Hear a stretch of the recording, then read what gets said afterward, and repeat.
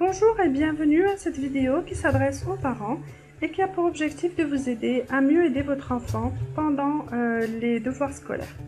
Alors beaucoup de parents aident leurs enfants à faire les devoirs et cette vidéo a pour objectif de vous donner les comportements à avoir. Alors quels sont à votre avis les comportements à avoir pour mieux aider votre enfant et obtenir ce résultat qui est avoir fini les devoirs à temps et avoir bien fait les devoirs? Premièrement, avoir une attitude positive avec son enfant. C'est-à-dire que c'est bien d'avoir un comportement positif, sans reproche, sans remarques blessantes, sans remarques de dénigrement, quelque chose qui va vers un objectif de développer l'estime de soi de mon enfant.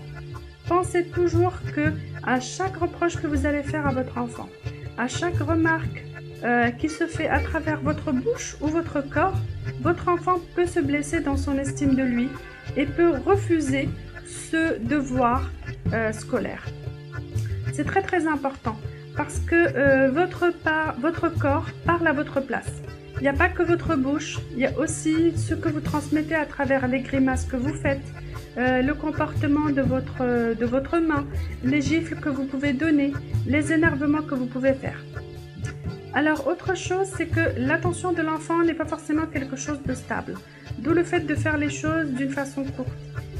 Quand vous donnez des précisions à votre enfant, quand vous lui parlez, vous lui expliquez des choses, soyez le plus bref possible et faites en sorte de connaître les modes préférentiels d'apprentissage de votre enfant et de vous y adapter. Ça sert à rien de lui expliquer les choses de façon visuelle quand lui a besoin que vous les lui expliquiez de façon auditive. Ça sert à rien de faire 15 000 explications orales qui vont durer 2 heures si votre enfant, juste à travers un schéma, va le comprendre. Autre chose, faites en sorte que votre enfant développe cette curiosité, cet amour de l'apprentissage, en ayant vous-même plaisir à apprendre avec lui. C'est pas la peine d'aller l'aider quand vous êtes super énervé. Donc voilà quelques petits conseils qui font toute la différence entre un enfant qui prend plaisir à apprendre avec son père et un enfant qui réchigne à apprendre avec lui.